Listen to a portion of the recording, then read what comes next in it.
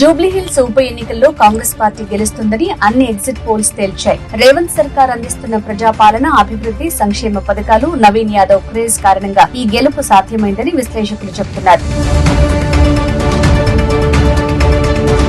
తెలంగాణలో రేవంత్ సర్కార్ చేపడుతున్న అభివృద్ధి కారణంగా నిరుద్యోగిత రేటు గణనీయంగా తగ్గింది. గతంలో 6.9 ఉన్న నిరుద్యోగిత శాతం గత జూలై, సెప్టెంబర్ నాటికి 5.7% తగ్గింది. ఈ మేరకు కేంద్ర ప్రభుత్వం నివేదికను విడుదల చేసింది.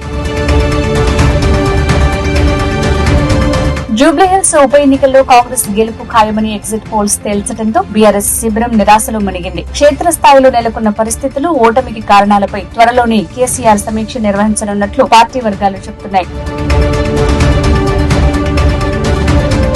తెలంగాణలో ప్రయాణికుల భద్రత కోసం ప్రభుత్వం కఠిన చర్యలు తీసుకోనుంది. ట్రాఫిక్ ఉల్లంఘించిన వారికి పాయింట్లు కేటాయించనుంది. 2 ఏళ్ల వ్యవధిలో 12 పాయింట్లు పడితే ఏడాది పాటు లైసెన్స్ రద్దు చేయనుంది. త్వరలోనే ఈ మేరకు కార్యాచరణ ప్రకటించనుంది. పెట్టుబడుల ఆకర్షణలో తెలంగాణ మరోసారి అగ్రగామిగా నిలిచింది.